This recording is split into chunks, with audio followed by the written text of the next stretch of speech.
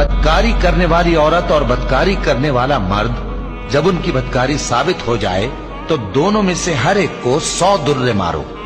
اور اگر تم اللہ اور روز آخر پر ایمان رکھتے ہو تو اللہ کے قانون کو نافذ کرنے میں تمہیں ان پر ہرگز ترس نہ آئے، اور چاہیے کہ ان کی سزا کے وقت مسلمانوں کی ایک جماعت بھی موجود ہو.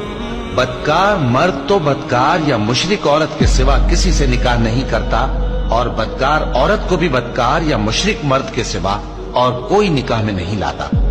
اور یہ یعنی بدکار عورت سے نکاح کرنا مومنوں پر حرام ہے.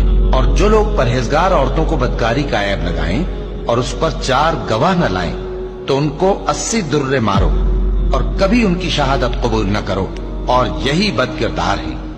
ہاں، جو اس کے بعد توبہ کر لیں اور اپنی حالت سنوار لیں تو اللہ بھی بخشنے والا ہے، مہربان ہے.